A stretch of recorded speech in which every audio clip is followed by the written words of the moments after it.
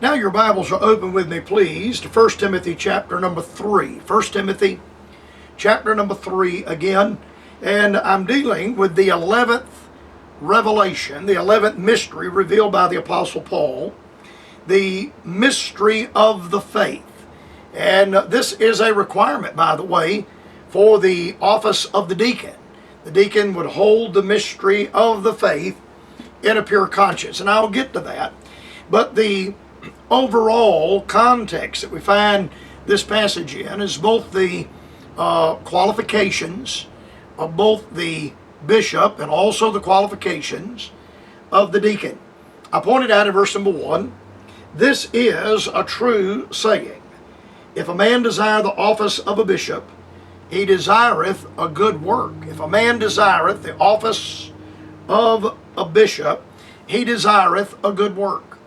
The office of a pastor and the pastorate of a local New Testament church is an honorable and an upright thing. I don't think you can improve on the language used in the King James text where Paul identifies that it is a good work. And a man that would give himself to the pastorate of a local church and would give his life in the pulpit ministry of that local church. He would bury the dead and marry the living and rejoice with them that do rejoice and weep with them that weep. That is identified by the Bible as a good work. I've never pastored a church in my life. I've never been called to pastor a church. I've had, over the years, I've had a handful of churches express some interest in my of capacity to come and perhaps candidate to pastor those churches. But I've never pastored a church, and I cannot speak as a pastor.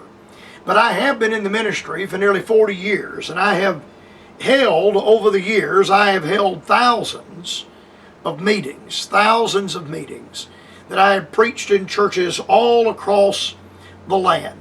And I have many pastors that are my friends, and I've had long private conversations with some of those pastors. And though I've never pastored a church, I've been around them all my life. My grandfather pastored 55 years in Greenville County. My grandfather pastored.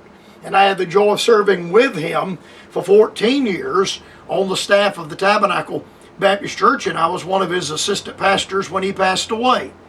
Though I've never pastored, I have been involved in church work. I've been in church all my life. I'm in church now. I mean, as I'm recording this program tonight, I was in prayer meeting a little while ago in the prayer meeting service of the church that I'm a member of. And I've been in church all my life. So I think I can speak with some authority concerning the work of a pastor and the operation of a pastor. And a man that would dedicate his life to pastoring a congregation of people. And I know that the evangelist always gets tired of the road and he says, oh, it'd be nice to have a pulpit, a regular pulpit. And the pastor thinks the grass is greener on the other side of the fence. And he says, if I preach to the same people. I've been preaching to the same crowd 20 years. I preached all my sermons to them.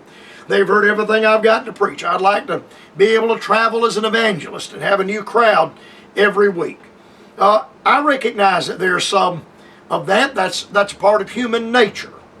But a man that would give himself to pastoring a congregation and pour his life into the lives of those people is so identified as a good work. Pastoring, in my estimation, is more difficult today than it has ever been.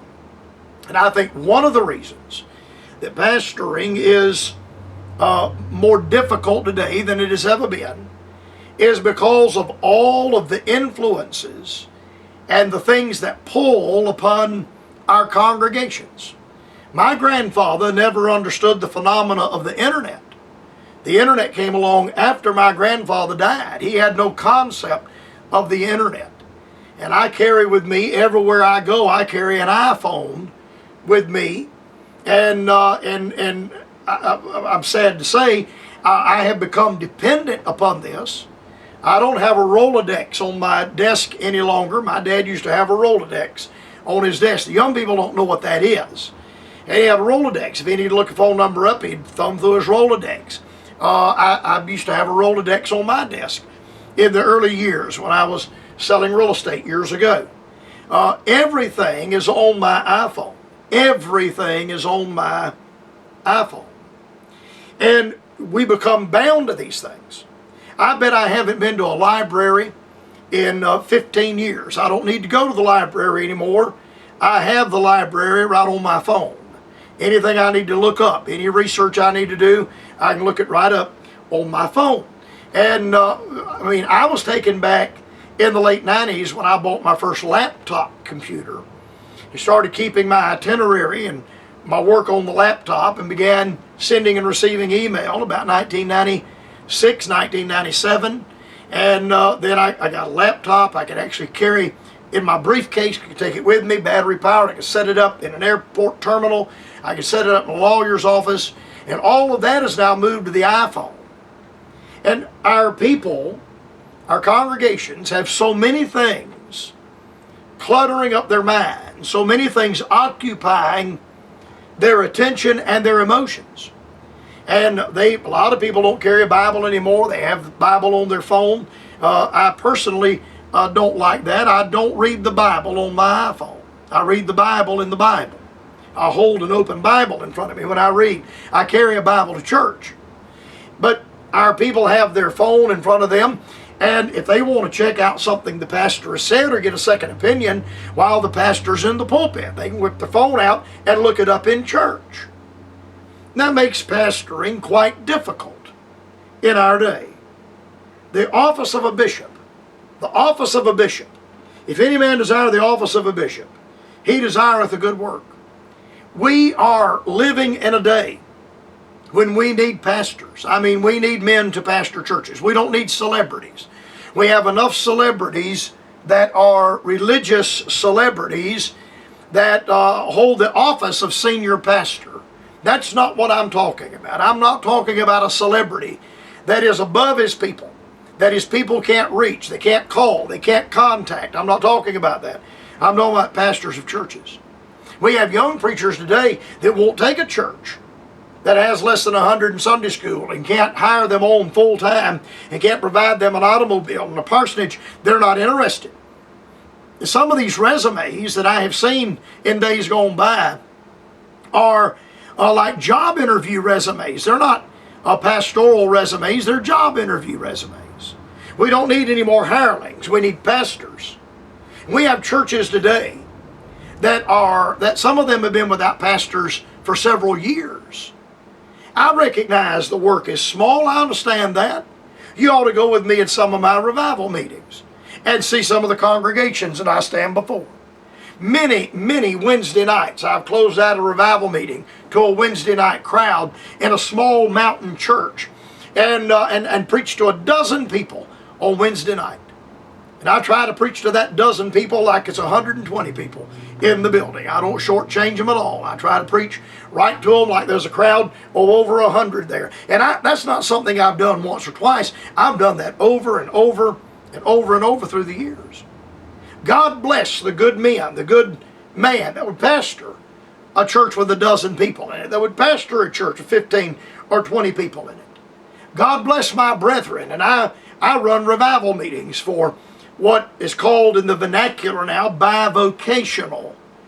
And pastors that pastor a small country church, a small mountain church, and work a public job, work 40 hours a week to pay the bills and pastor that church. And I know men that pastor churches without pay. They don't get anything from their congregations. And they stand before those people. I know that because I've preached revivals in some of those churches. And God bless the men that will do that. God bless the men that will pastor a small work. God bless the men that will pastor an insignificant church. The vast majority of my revival work and Bible conference work over the years has not been preaching to congregations of 300 or 400 or 500 people. But the vast majority of my work through the years has been standing before a congregation of 50 people, standing before a congregation of 35 people, And I try to preach to them as best I can. In the nights that I go in and hold those meetings, I try to preach to them the best I absolutely can. If any man desire the office of a bishop, he desireth the good work. Then Paul, in the New Testament, the office of the bishop is the highest office afforded in the New Testament. Now, I've been an evangelist all of my ministry, and that is a New Testament identified office. I recognize that there are a lot of pastors that don't recognize the evangelist. There are some pastors pastoring churches that haven't had an evangelist in their pulpit in 10 years. You call your preacher buddy, your pastor buddy, he comes over and preaches a couple nights for you, and then you go over and preach a couple nights for him, and the pastors swap pulpits back and forth. The evangelist is left out in the cold, and I'm not trying to solicit meetings now. I'm not at all. But I have some of my brethren, and they depend on those meetings. They depend on those meetings to pay their bills, to survive, to put food in the cupboard and put food on the table. They depend on those meetings. And when the pastor uses only other pastors in his meetings, he is shortchanging a New Testament office. But I said that to say this: the highest office in the New Testament is not the office of the evangelist or the office of the apostle or the office of the teacher. The highest office in the New Testament is the office of the bishop. He is the highest office in the New Testament. Now, tomorrow when I come back, I want to begin dealing with the criteria, the qualifications of the bishop. And I hope you'll be listening to the Bright Spot Hour at that time as I bring those messages to you. May the Lord richly bless you until our broadcast on tomorrow.